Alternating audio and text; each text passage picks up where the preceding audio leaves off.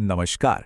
आज बात करते हैं एक बहुत ही जरूरी चीज के बारे में, मेजरिंग इंस्ट्रूमेंट्स। अब ये क्या है? अरे भाई, अपने मीटर।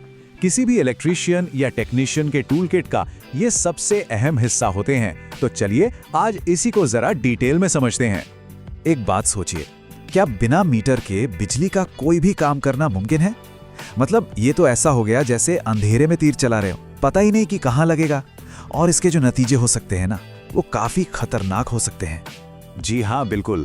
जरा सा करंट ज्यादा हुआ नहीं कि तार जल सकते हैं। वोल्टेज ऊपर नीचे हुआ तो महंगे से महंगा डिवाइस खराब हो सकता है।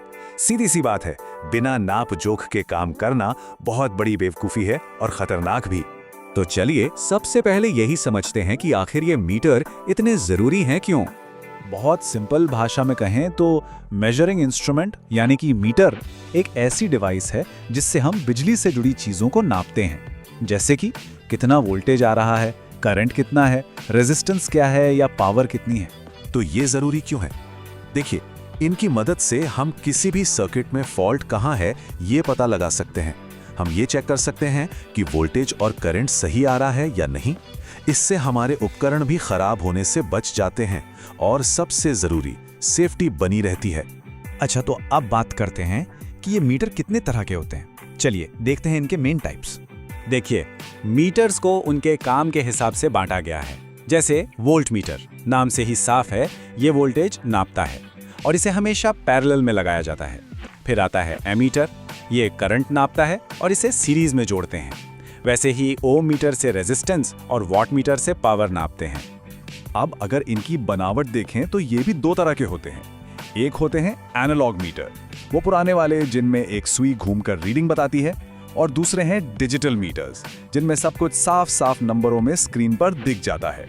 ठीक है, ये तो समझ लिया कि मीटर क्या हैं और कितने तरह के हैं, पर सवाल यह है कि आखिर ये काम कैसे करते हैं। चलिए इसके पीछे की साइंस को थोड़ा समझते हैं। ज्यादातर जो मीटर होते हैं ना, वो एक बेसिक प्रिंसिपल पे काम करते हैं, जिसे कहते हैं मूविंग कॉइल प्रिंसिपल। होता क्या है कि जब करंट एक कॉइल के अंदर से गुजरता है तो वो एक मैग्नेटिक फील्ड बना देता है। अब ये मैग्नेटिक फील्ड उस कॉइल को घुमाती है, और क्योंकि कॉइल से एक सुई मतलब पॉइंटर जुड़ा होता है तो वो भी घूमता है। बस इसी से हमें रीडिंग मिल जाती है।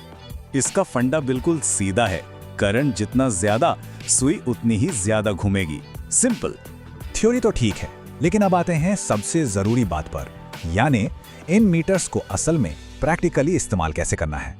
रूल नंबर 1, और ये सबसे जरूरी है, वोल्ट मीटर को हमेशा सर्किट के पैरेलल में कनेक्ट करना है। और रूल नंबर 2, एमीटर को हमेशा सर्किट की सीरीज में कनेक्ट करना है।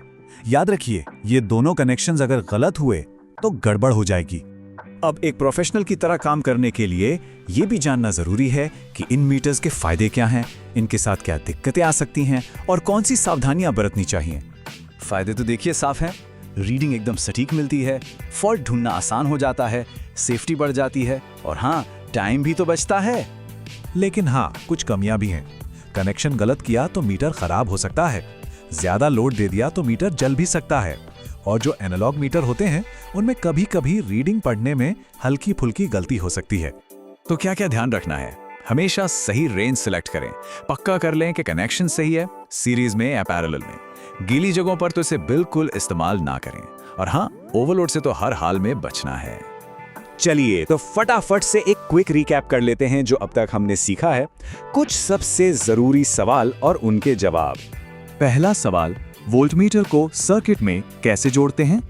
जवाब है पैरेलल में। इसे गांठ बांध लीजिए, वोल्टेज मतलब पैरेलल कनेक्शन। ओके। दूसरा सवाल, एमीटर को कैसे कनेक्ट करते हैं? जवाब है सीरीज में। देखिए, इन मीटर्स का सही इस्तेमाल ही सेफ्टी और एक्यूरेसी की गारंटी है। तो अगली बार जब भी बिजली का कोई काम करें तो इन बातों को हमेशा ध्यान में रखें।